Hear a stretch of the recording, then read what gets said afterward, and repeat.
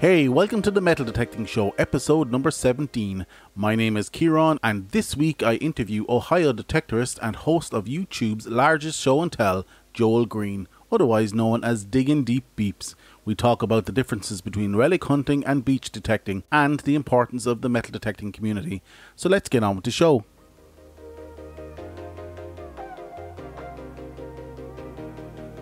Hey, thank you for listening. We're at episode 17 and I hope you enjoyed the interview this week.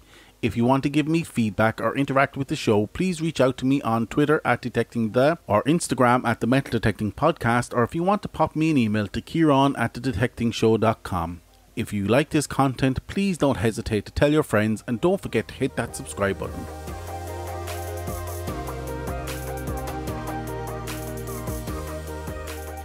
And we're recording. I knew I had to interview my next guest when I realised we have so much in common. His first detector was a bounty hunter. He plays Call of Duty, has two sons, one who he coaches baseball, I coach soccer, and is the host of What You Dig, the internet's largest show and tell. Ladies and gentlemen, Diggin Deep Beeps. How are you doing, Joel? Good. How are you? Yeah, I'm good, man. Thank you for having me on tonight. Perfect. Thank you for coming. I really appreciate it. So in my introduction, I think it was your last stream, you really hit a chord at me. You were showing off your bounty hunter. Mm-hmm. I was like, well, you know, that's my first machine as well. And then you were talking about your two sons, and I was like, I've got two sons too. And I was like, geez, I'm going to have to interview this guy because, you know, awesome. The similarities are quite similar, you know. But just to get started with the interview, I'm going to start with a simple request. I ask everybody to do it. If you want to plug all your socials at the start, because people tend to not listen at the end. So I really want you to get some value out of it. So plug your socials at the start and we'll take it from there. Okay, well, you can you can find me on YouTube at Diggin Deep Beeps. I have a Facebook group. It's called the DDB Family, and then Diggin Deep Beeps Metal Detecting. I'll explain a little bit more of that later. My Instagram is Diggin Deep Beeps 111. My Twitter is at Diggin Deep Beeps, and that's all I have. All the social networks. All the social networks. And now Detector Network as well, I believe. Oh, yeah. Now, yeah. Everybody go over and check out Detector Network. Yeah, absolutely. A great resource. I'm going to start with an easy question. I ask everybody this. So how did you get into metal detecting? Well, how I got into metal detecting, going back to the bounty hunter, I decided one day we needed another Christmas present for my youngest. And that was about 5 years ago. And we have something here. Well, you guys have it over there, Black Friday. You know, it's usually the day after Christmas or after Thanksgiving. Well, the American Thanksgiving. Yeah. And at one of our sporting goods stores, we were like, we need to find one more thing for him. And I came across this bounty hunter and it was on sale for $99. And I'm like, I'm going to buy it because I think it would be a good father-son bonding thing. Mm-hmm. And so we gave it to him for Christmas. Yeah, he wasn't too excited about it. It was just one of those, oh, yeah, thanks kind of things. And we started going out once in a while, just, around the front yard, around the neighborhood and stuff like that. And we would just dig clad. And we found some old like boating. We live on a lake. So we found some old boating license plates from the 1950s and stuff like that. So he got into it a little bit and it carried on for a couple years. But then he stopped. So I pretty much took it over. I was using the bounty hunter. And after that, I decided I needed to upgrade a little bit. And so I went with the Technetics Delta 4000. Great machine, by the way. They make a very good machine for a starter machine. And I found my first silver, a couple silver Roosevelt dimes with it. And then after that, I started thinking, well, I need more. I was like, oh, I can't stop. It's like anybody in the hobby knows how addictive this hobby is. And so after my Technetic, I think I used that for about a year and just went around the neighborhood, asked people around the neighborhood, hey, can I do it? And then I decided to get an AT Pro. That AT Pro, love of my life. That was the first kind of, I would say, serious detector that I purchased. And still just started, doing around the neighborhood, asking friends like on Facebook, hey, can I come over and do your yard and stuff like that. But that's pretty much how I got into it. It was because of my son. I try to get him out with me now. He's too busy skateboarding and hanging out with us. I mean, he's going to be 14. So You'll come back to it later. yeah, I hope so. That's why I'm kind of holding on to two detectors right now, because I'm thinking, well, maybe he'll come back, and then he'll mention it once in a while. Hey, Dad, we should go out. And then Saturday comes around, he doesn't want to wake up at 6 o'clock in the morning to go detecting. He'd rather play video games all night long. So I understand. Let him be a kid.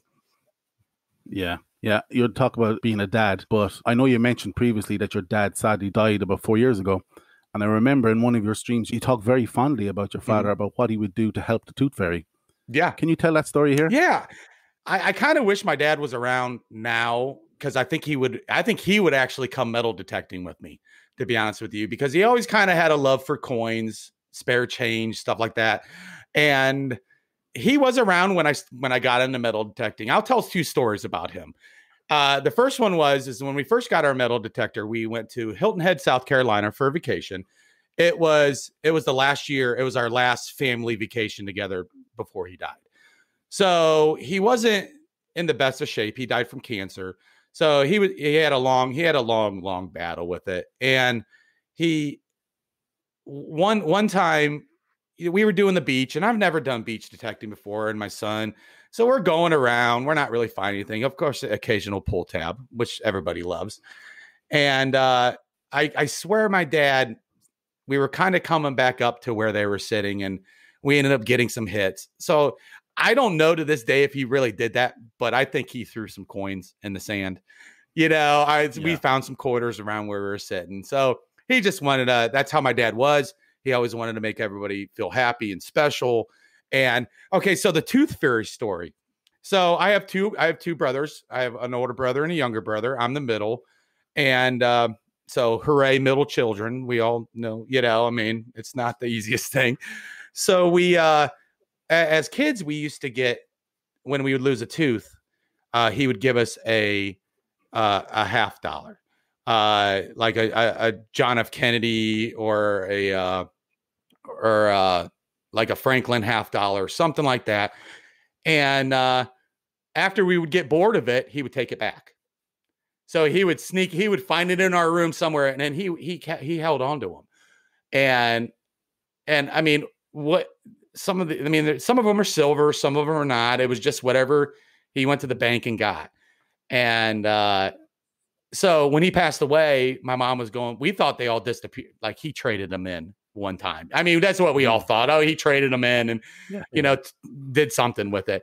But when she was cleaning out some of his stuff, she came across a little satchel with a whole bunch of coins, and like coins that he saved from when they went to trips to like Jamaica and the Bahamas and overseas. So my brothers and I, we divided them up. We each got some silver ones and stuff like that. So it's really cool to hold on to. And eventually I'm going to display them because they were my dad's. They were ours. Absolutely. Technically they were ours, but it was cool that my dad thought enough of us to do something like that. Instead of just throwing $1 under our pillows, he put, that kind of stuff under. So that was really cool. Yeah, I think it's a great story. Do you think your dad's love of coins, because he clearly loved coins and collecting coins, had a direct influence on you taking up metal detecting? Yeah, I think so. I mean, I got into metal detecting because of my son, because I bought a metal detector. But to be honest with you, I really think I would have got into it anyway. I've always been a history kind of person and stuff like this. I don't know if you've caught any of the other streams. My youngest, one really cool thing about him, I've had him on as a guest on my show a couple times. He's hugely into World War II reenacting. If I could show you our basement right now, his little man cave, as he calls it, there is tons of World War II stuff down there because he does reenacting. So we've always been a history family. I've always been hugely into the Civil War. Growing up, I don't know how many times my parents took me to the Gettysburg. Yeah, I think my dad's love of history, I think that's what it was, got me into where I am today. The love of history and coins and Indian artifacts and stuff like that, for sure. Yeah, that's amazing. I think you do feel very lucky that you've had that experience. I think I can tell that by the way you talk about your father. Hmm. So you're detecting now about 5 years. But what drew you to start your YouTube channel? You're about 18 months into that, and your what's it, 89th video now coming up I this think week, is it's it? the 89th video. Next Yeah, that Mondays will be 89th. Yeah, so I'm close to 100. That's a uh, I've actually been doing YouTube for a couple years now. I had a channel with about 100 subscribers on it that I would just post a video to once mhm. in a while. It was mostly just friends and family, and it wasn't anything edited. It was just I'm gonna throw it up there and see if for my mom would watch and my brothers would watch and my wife would watch and stuff like that. So um, what really got me into it was just watching other YouTubers, and I'm like, I watched who was it? Was it Nugget Noggin or no? I think it was Aqua Trigger Bo Aqua Trigger, and I'm like, he was using an AT Pro or an AT Max at the time, and I'm going because that's what I was using. So I tend to watch people's videos of what their machine I'm using just because maybe I can pick up a trick. So I was watching his videos. I said, you know what, I can do this. I said, I can. I'm sure. I'm going out and I'm finding what these people are finding. I said, so why not put it out so people can see it? So at first, my channel was called Buckeye State Digger, and then I met a guy I was digging with for a while. I changed it to Buckeye State Diggers, and then I decided to change it to Diggin Deep, and then I was like, you know what? Let's change it one more time. I didn't just like the DD. I wanted something after it. And so I was like, well, beep yeah, sounds yeah, good too. So let's just put the beep. And so that's how I got into it. And I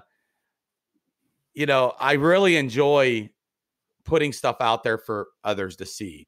I would tell you the main reason why I started doing YouTube. I want my children. I want my children's children. I want my children's to look at their great or their grandfather or their great great grandfather, and hopefully YouTube's around that long. Uh, Go back and see the history that we take out of the ground. Uh, yeah. so I mean, I know over in your guys' area in like the UK, I have some good buddies that are pulling coins from the 1500s. I mean, and I'm so jealous. Eventually, I will get over there. But we're pulling out coins that are 200 years old. I have a couple. I have found a couple of reals. My oldest is 1797. So I mean that's pretty old. But that's why I got into YouTube, is so I could go back and watch them later. And the funny thing is I go back and watch my videos all the time. I really do, Mhm. just because I'm like, I like to see the progression on maybe I need to change this. Maybe I need to go, okay, this video got more views. Maybe I need to go back to this. And so I just enjoy it. Yeah, I like that. I have that similar thing where I want to look at the progress and put something out there for the kids. You're not the first person who's actually said that to me Good. when I've been chatting to them about creating a record for their children Mm-hmm. and leaving some legacy behind. But what's the future for the channel? Are you looking to go down the Aqua Sugar route or a Nugget Noggin type of thing, make a career out of it if you were lucky enough? Or is it, are you comfortable enough where it is right now? I mean, I'm kind of one of those kind of people. I'm a very laid back person. I'm kind of like, it is what it is kind of thing.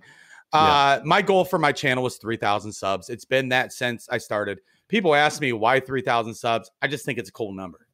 If it grows higher than that, then if I do ever get to like the Hoover Boys or Aqua Chigger or Nugget Noggin, I'll be happy.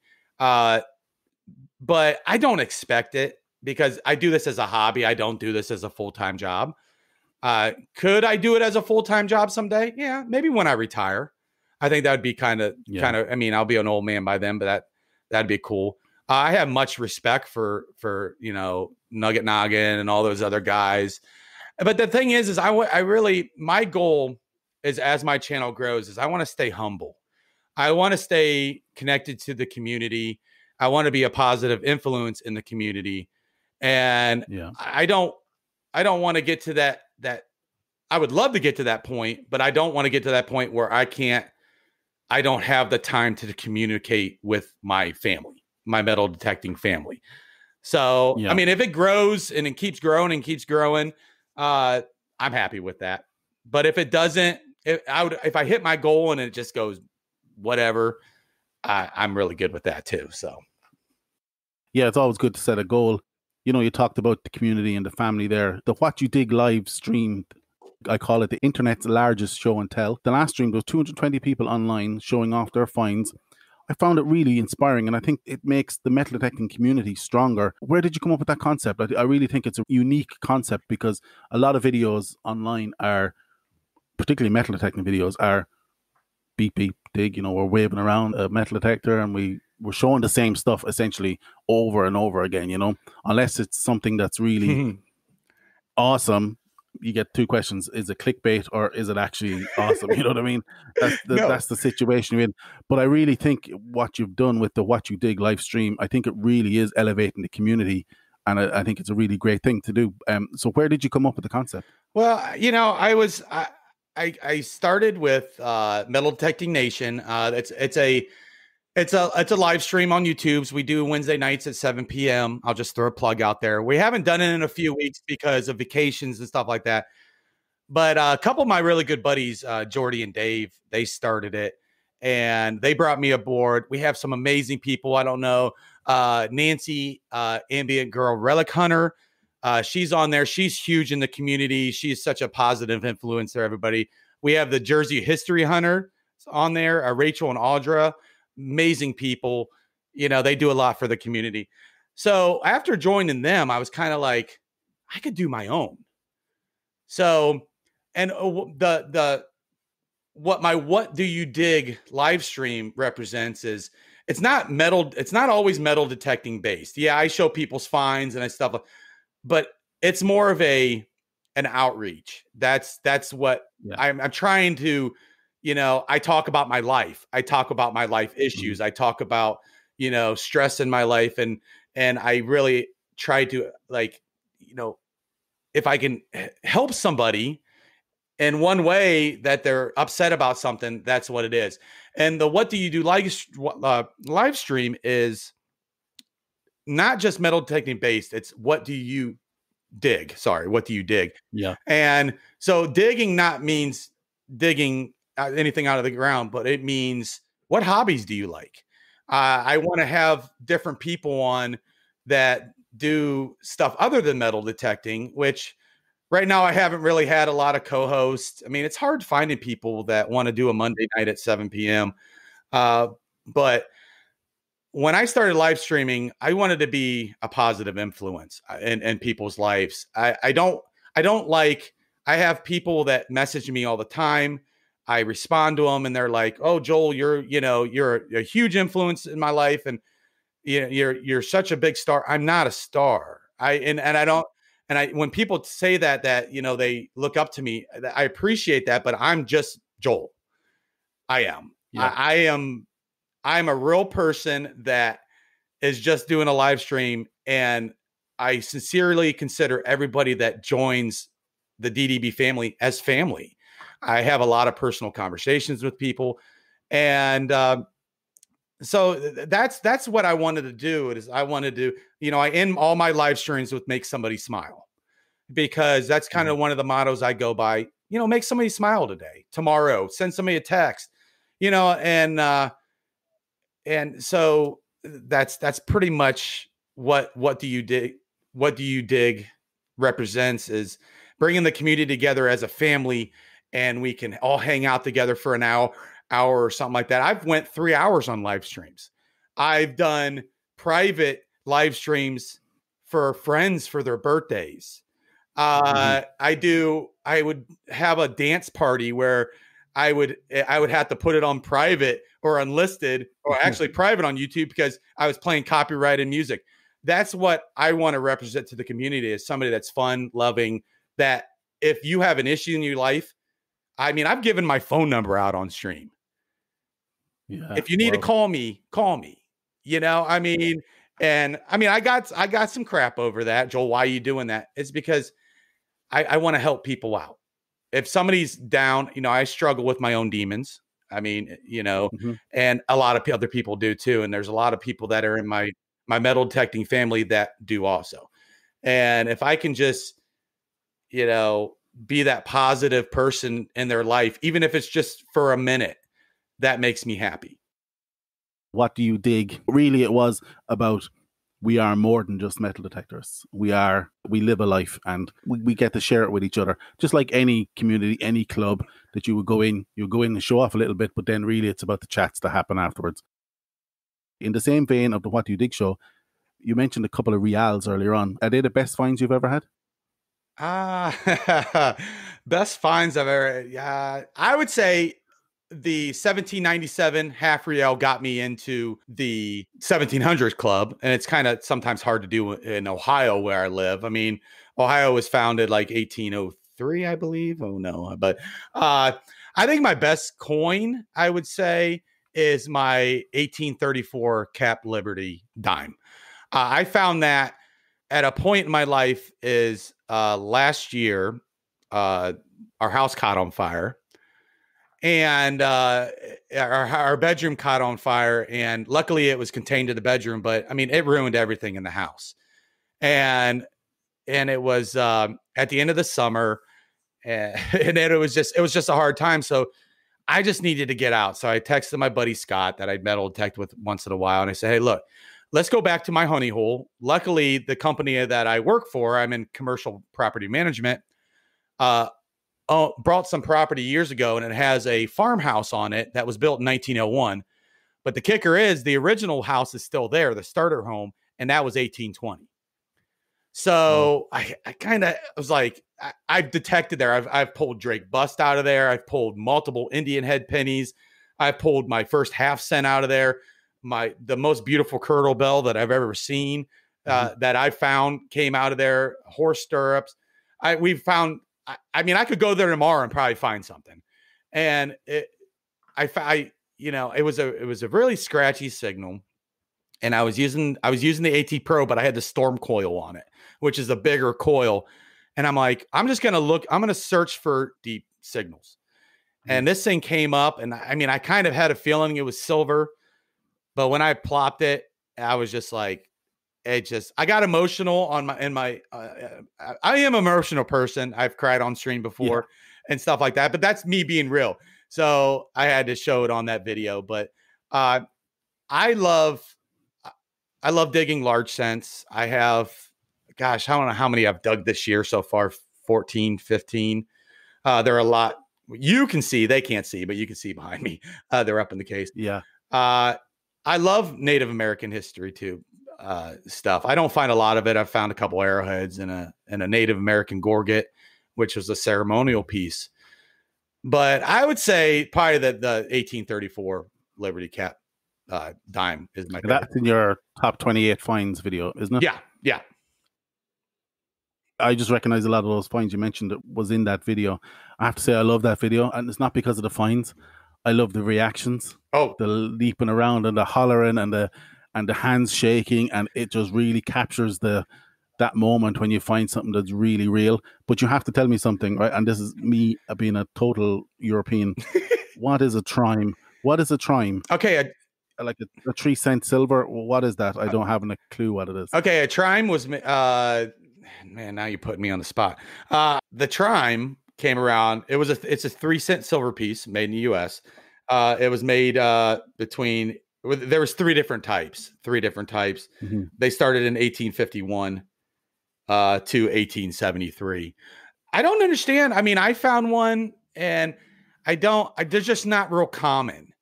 They're a smaller coin. But it's really kind of on the top of everybody's bucket list. I mean, I put mine over a gold coin. Yes, everybody wants a gold coin. Don't get me wrong. Yeah. But the chances of me finding one in Ohio, probably slim. I mean, probably have a better chance of Mm-hmm. getting struck by lightning, but someday maybe. But the trime is usually on the top. And then, I mean, you're probably talking about Dave's reaction to his. My reaction was pretty good. Yeah. But, Dave, and He looked like he was going to have a heart attack. I said that, and I said I have Yeah. CPR certified, so Yeah. we'll go back to talking about why I started YouTube. That's why I started YouTube, is to go out and dig Exactly. with many different people, and I love catching the reactions. Jordy, that was 2 in one day. My buddy Jordy, he found that 2-cent piece, which a 2-cent piece is up on everybody's list too. Luckily I found 2. And he found his first shield nickel that day. And I just love catching the reaction of people, because that's what it's about. It's about going out, having a great time with your best buddies and finding stuff cool. I consider everything I pull out of the ground, no matter if it's, I get excited about pull tabs too, because I do collect like the beaver tails. Eventually I'm going to make a huge necklace out of them. I got them back here. Yeah, that's why I put that video together. I wanted to show some of my finds, but I wanted to make the top 5 my friends. And that's what that was about, because that's why I do it, is to show. I mean, Dave's grandson has watched it, and his kids. I mean, so it's like, it's just an amazing thing. But the Trime is, it's funny, because when you find one, like, you don't hear people talking about them a lot, but when you find one, it just seems like everybody starts finding them. It's like, it's stuff like that. So it's just an unusual coin I'd never heard of before. So what's left on the bucket list for you, apart from the gold coin? I really need a U.S. large cent or a British large cent in the 1700s. Okay. I have not broke the 1700s club in a large cent, and that's killing me, because I dig tons of large cents. I have 3 Drape bust large cent. Those are 1803. I'm close. I'm really close. Eventually, I'm hoping to get out east. Like, I have some friends that live in Connecticut, Massachusetts area, Maine. I'm hoping to eventually take a trip out there, and hopefully they can get me on one, because they dig a lot of them. So, but yeah, I mean, a gold coin always. I still need a gold ring. I want a gold signet ring with some of his initials on it. I mean, I'll take any gold ring. But I have found so much stuff that, it's like, when I go out with people, I really hope they find stuff. I get more joy out of people. I've been out with so many people, and I went out with my buddy Mike and the Copper Poppers a month ago, and met up with them. I think I found like 2 buttons all day long, and they were pulling out large cents and seeded dimes. But at the end of the day, I was happy, just because that's one of my goals, is to dig with as many people. I need to start playing the lottery, because this is kind of my dream. If I ever win the lottery, I would love to travel around to every state and every country that allows metal detecting, and go dig with somebody there. That's what I want. Yeah, that'd be awesome. So I've noticed you have used a lot of different machines in your videos. I see brands such as Garrett, Nocta, and MindLab. But what's your go-to day-to-day machine right now? The Nox 800, the MindLab Nox 800. I was very hesitant to buy that. I was using a Simplex, and I went to the Amphibio. Those are Nocta. We say it different. And sorry. No, you're good. You're good. And I love the Nox 800. I think it is a solid machine. I love how you can get different shafts for it to make it lighter. You can get and different stuff like that. I just think and I wouldn't even say it's the multi-frequency on it, because I've always been one of those kind of people. It's like, I found just as much on a single frequency metal detector than I have on a multi-frequency metal detector. It's just something about that machine. It just is starting to become, extension of my arm. So the instinctive. Yeah. I'm starting to get used to it. I mean, it's not the easiest machine to get used to. There's a lot of different settings. There's iron bias on it, and there's, blah, blah, blah, blah, blah, all this other stuff. And, and it used to be, I just want to turn my metal detector on and go. And that's what the Garrett AT Pro got me, was I could just hit that button and I could go. And I pretty much have the Nox at now. It's a pretty much turn on and go machine to me. Yeah, I have the Nox as well, and I just love it. I think it's just that it's like a coin shooting machine. Oh. It's amazing. Now I do mostly beach detecting, but I watched your most recent video when you're actually beach detecting, and I have to say I heard every beach detector scream across the world of where's his bloody gloves, Yep. where's his scoop, and then all of a sudden your toes creep into the bottom of the video, and we're like, oh my god, it's like an ASMR fetish toe video, and but you seem to have a good time. Beach detecting, did you enjoy it? Yeah, I wasn't prepared at all. I really wasn't prepared. Like, I have a plastic hand scoop. I just couldn't find it. And then I had my buddy Jordy going, hey, you can borrow mine. And then he lives an hour and a half from me. So it's like, trying to find time. Yeah. I liked beach detecting. I did. It was fun. I did it almost every morning. It was nice because my wife, we always get up and we go watch the sunrise. When we're at the beach, we make sure we get the day started good. And she's like, well, I'll just sit here and read a book. You go metal detect. So I'm like, cool. I mean, why not do it? And yes, I was using my hands and I got yelled at by a lot of different people and, not wearing shoes. But you know what? I do fields and I do houses. I'm an Ohio boy. We have beaches around us on Lake Erie, but I've never been up there and done them. So I just wasn't prepared. But you know what? It was still a great time. I got to see the sunrise come up every day. And we were at a beautiful beach. And I dug a whole bunch of pull tabs you know what? What I did that hunt or for that week, I cleaned up the beach. That's what I did. Yeah, exactly. Yeah. You're a real beach detectorist when you can say, I cleaned the beach today. I cleaned the beach. And I hope to go out and metal detect, but I will be prepared. I'll get a scoop. I'll wear gloves, because I wear gloves all the time because, when we're doing these old home sites, there's broken glass everywhere. There's pottery. Yeah. But I just didn't think of it. I just thought maybe I'll go out and get a couple bucks worth of, change and I'll be happy with it. Maybe I'll find a ring. That didn't happen, but I dug a lot of pull tabs to find a ring and I never did. But like I said, I cleaned off the beach. That's one of the top tips, dig all the pull tabs. The rings will come then, Yeah. They're all very close together. Right. I do very little relic hunting because of the restrictions and law. You've done some recent beach detecting. Is there a difference in the methodologies or how you would think about detecting when you go from beach detecting or relic hunting, or something that just stuck out maybe? Or is it just quite the same? You just stick to a certain program and drive on? Yeah, I tried the beach mode on the Knox 800. I usually run it in, if I'm doing a house, I run it in park. If I do a field, of course, I'm running in field, or sometimes I run in park. But really, it wasn't much different. I was still running in 5-tone. I know a lot of people that use 50-tone, just 5-tone. I'm comfortable with it. And I just treated the beach just like I was digging in a field or a house. I know the machine pretty good. So I know the tones and I know the VDIs. So that's pretty much what I did. I just treated it just like any other hunt I've been on.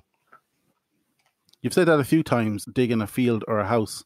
Is there a difference there in the methodology with a relic hunt? Oh, yeah. Okay. So when we say dig in a field or dig in a house, when we're saying dig in a house, that means that the house is still standing. When we're digging a field, is that there was a house there at one time that was tore down in the late 1800s, or we've even done fields, hunted fields that have the house was torn down 20 years ago.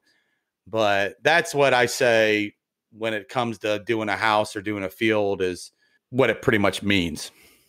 Yeah. Okay. So you're not adopting different techniques then. It's just a different site selection is what you're. Yes. Different site selection. Yeah. There's no different on how I run my metal detector. I could switch modes on it depending on how trashy the site is. Well, typically when you're doing houses that are still standing to this day and people are living in it, you're going to find a lot of pull tabs for one thing. You're going to find a lot of cans, beer cans or pop cans. So when you're doing a house, you just have to know that you're going to dig a lot of trash. So you might run, a different, turning your sensitivity up or down, or maybe running in, a different mode.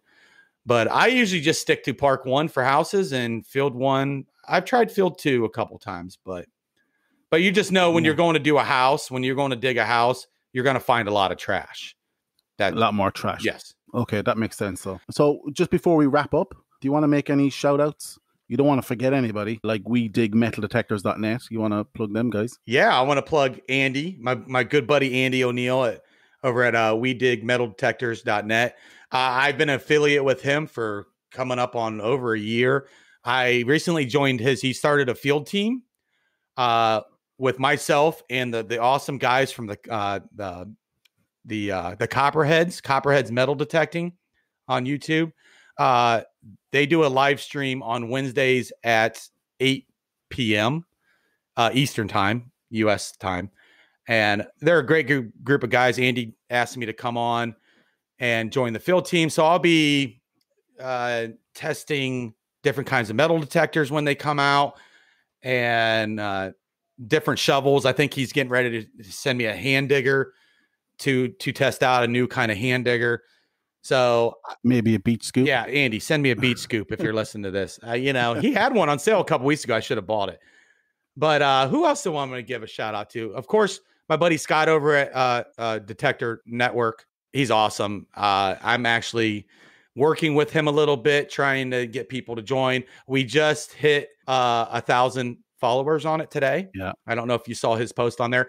I hope he's such a good guy.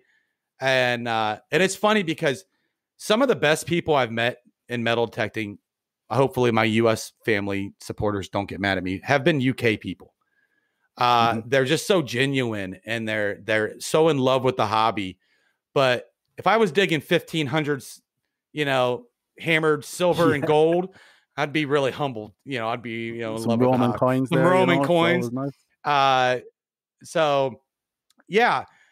Let's see what else. Metal Detecting Nation. We won't be back for a few weeks, but that's on. You guys can go subscribe to them.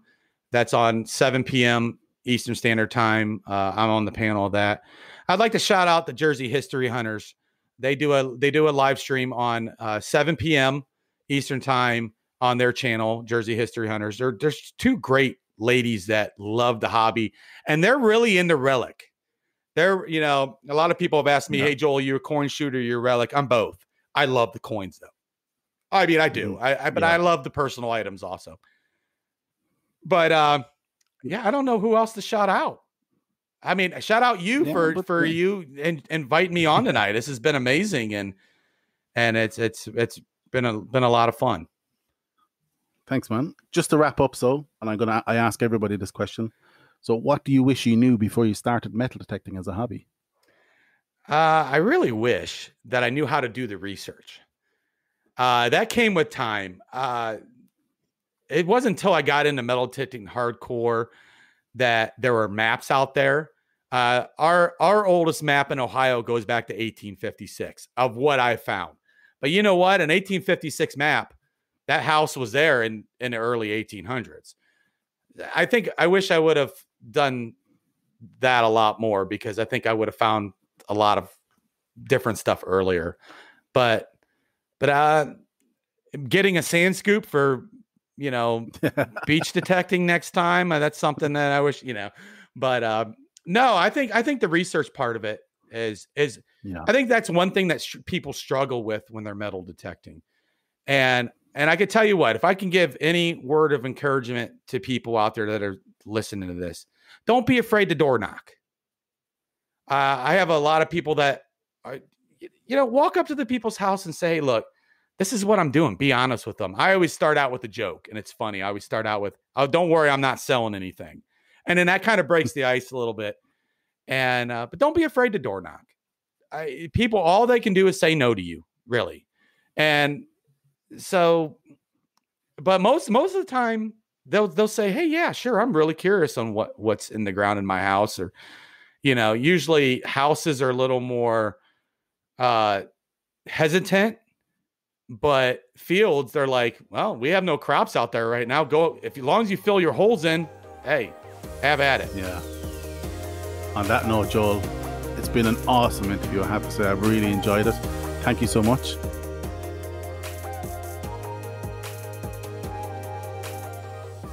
Okay, I hope you liked my interview with Joel this week. Don't forget to follow us on Twitter at DetectingThe or Instagram at the Metal Detecting Podcast. Don't forget to check out Joel's channel. Just search for Diggin Deep Beeps, but I'll pop the channel link into the show notes.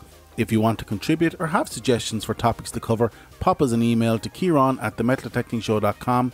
Don't forget to check out our website, www.themetaldetectingshow.com, for this episode's show notes. Check out our Patreon page if you want to help the podcast stay alive or just want to buy me a coffee. Just search for The Metal Detecting Show. Once again, I hope you enjoyed this episode, but don't forget to subscribe, and we will chat to you all again next week. Get out there and happy hunting.